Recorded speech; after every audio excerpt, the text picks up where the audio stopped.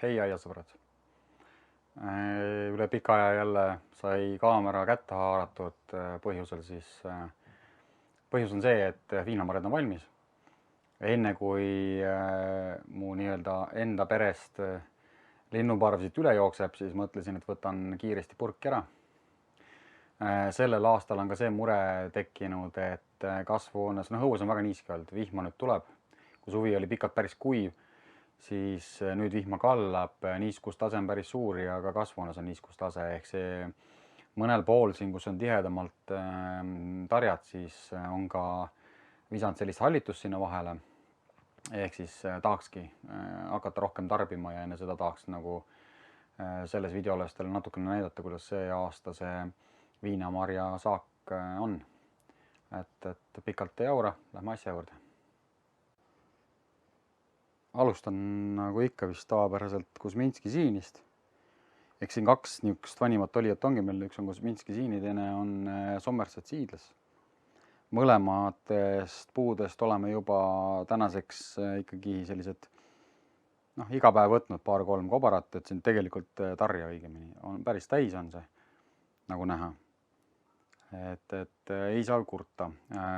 Millest siis tõesti see aasta oli erinev? Ma arvasin tegelikult, et Somerset jõuab näiteks järgi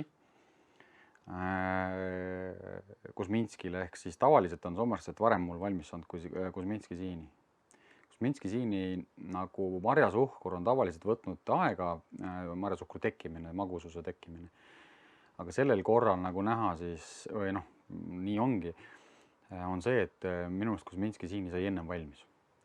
Tekkis marjasuhkur, ma ei tea, kas see oligi see, et oli pikemalt suvel sellist päikest, ta värvus kiiresti ja sai söögikõlbulikuks siis, kui Kuzminski või sellel Somersetil tekkisid nii-öelda esimesed nii-öelda söögikõlbulikud tarjad. Tänaseks on muidugi mõlemad sellises staadiumis, ma olen siin natukene Somerseti juurde ka, kus on kõik tarbimiseks ütleme valmis, siin on piisavalt tarjasid, mida tarbida, aga samas on ka tarjasid, mis siis veel võtavad mõne aja näiteks siin, vajavad nii-öelda veel siis küpsemist. Ja? Aga tarju on palju, nad on suhteliselt kvaliteetsed suuruse mõistes. Ma väga tugevalt see aasta ka ei normeerinud, ehk siis mõni Somerseti selline kandeoks kandis ka 3 tarja, oleks võinud ära võtta vabalt, aga jätsin nagu normeerimata, ehk siis ei võtnud välja 3. Mina ise olen nende üldiselt sellise arenguga rahul, et kui ma panen siia käe, siis ma võin näha, et Somerset on väiksema marjaga ja temal, aga ta on magus sukene masika maitsega, igal juhul soovitan kasvatada kodus, igati õigustanud.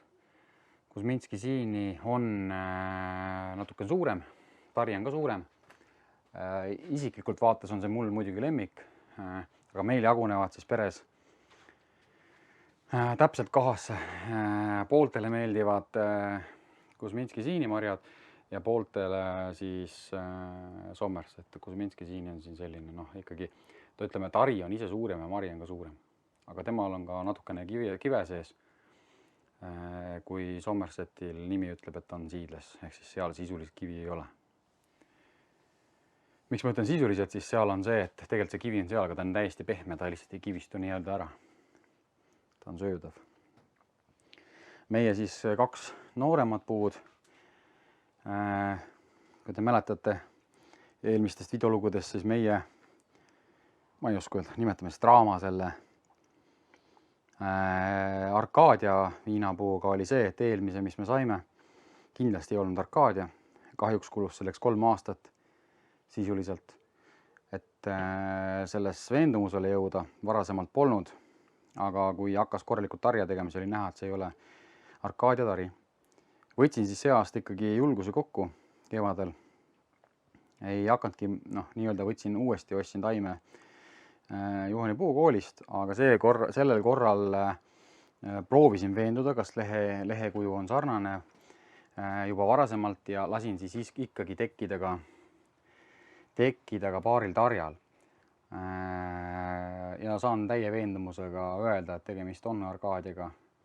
Arkaadiale ongi sihuke omane suurem tari ja suuremad marjad, täitsa sellised, noh, sisuliselt nagu kaubandusest leiate, siis noh, temal ongi. Eile võtsin siit kolm tarja, uued värsked oksad, 3 tarja ta kandis, 2 tükki olid vastu sellist pinnast siin. Paraku, nagu ma ütlesin, siis hakkasid nad siit altpoolt pinnase pealt hallitama ja olin sunnitud nagu välja lõikama eile.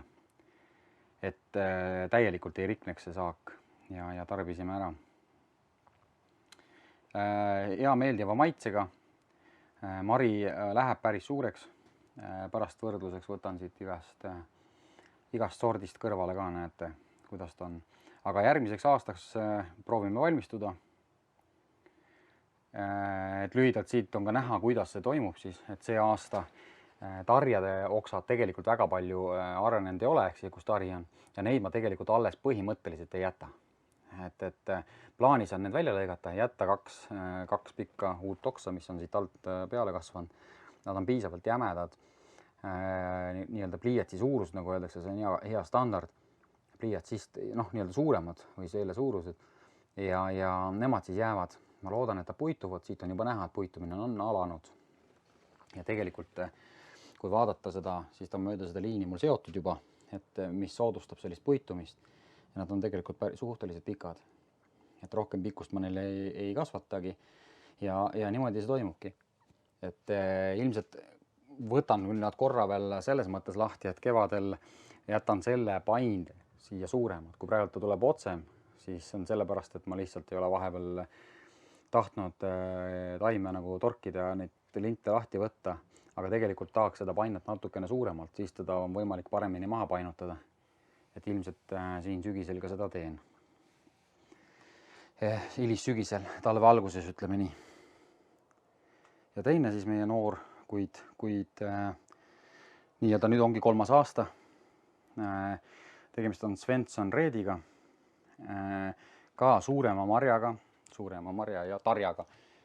Viinamari ei osanud loota, et ta on tegelikult nii meeldiva maitsega. Katsetuseks ikkagi sai ta valitud, et mari ise oleks nii-öelda teist värvi või tooni kui teised. Ja mulle endale tundub, et õigustab. Mulle maitseb.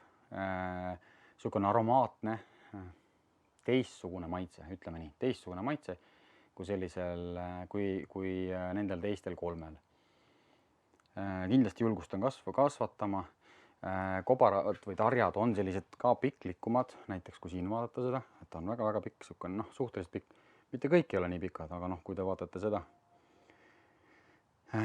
tarja, siis ta on nagu pikk. Ta on niisugune piklik. Marjad on mõnusad sellised. Kõik ei ole muidugi päris sellised, aga noh, ikkagi niisuguse piklikuma tarjatüübiga. Võtan siit siis pärast ka võrdluseks paar marja või noh, ma lõikan tarja siit ilmselt välja ja panen kaamera korra käest ära. Siis saame võrrelda nende tarjade suuruseid. Mõnes osas ka, nagu näha, on küpsemine tal hetkel nii-öelda ebaühtlane. Tarja lõikes küll ühtlane, aga on tarjasid, mis on päris valmis ja on tarjasid, mis vajavad veel siin puu peal olemist. Kuzminskiga on kõik ühtlane. Somersetil oli ka nagu ebaühtlane, nagu nägite. Ja tegelikult Arkaadia puhul olid mõlemad sellises olekus, need, mis ei jälle välja võetud ka, nagu see siin on näha. Ehk siis mõnes mõttes nagu laseks marjal võib-olla veel paisuda. Teistpidi marjal on võtnud sealt maitsnud, eilsed 2 tarja sai söödud, kõik olid väga küpsed. Et sisult on nad tegelikult valmis. Aga okei, panen korra kaamera ära, võtan ära, saame võrrelda kõikide viinapuude tarjade suuruseid ja marjade suuruseid.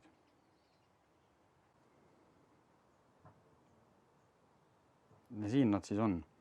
Kõik 4 meie siis kasvuhoones kasvatatavat sorti. Vasakul on Svensson Red, siis on Arkaadia, siis on Kuzminski siin ja siis on Somerset.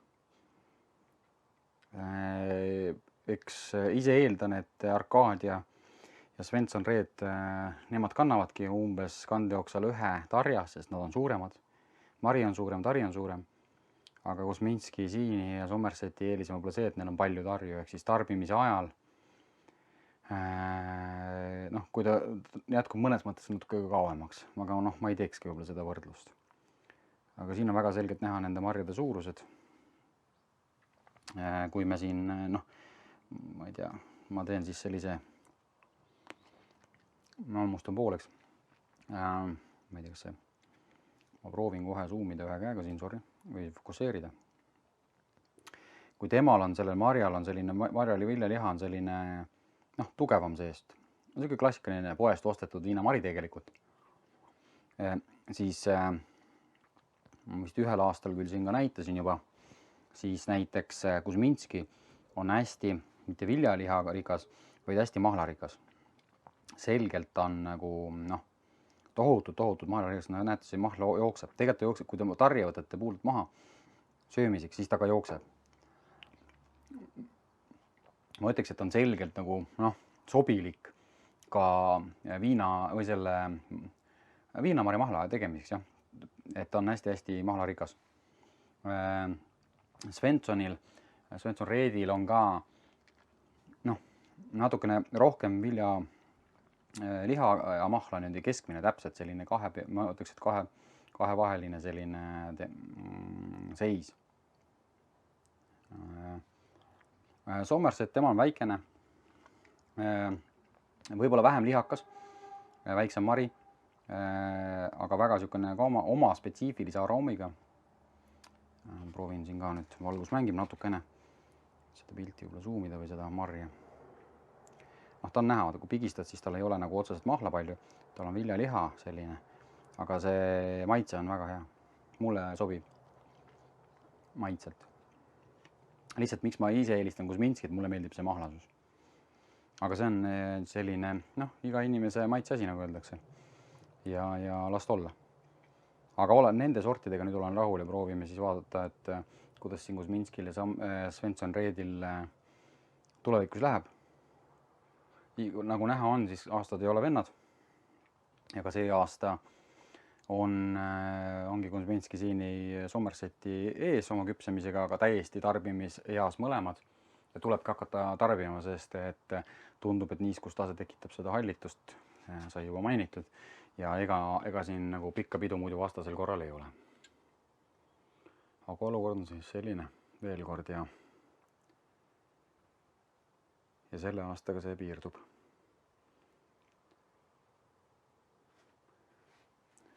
Arcadialt sai maha lõigatud ja Svenssonil on veel natukene. Vot selline kiire ülevaade saagist, mis seal ikka.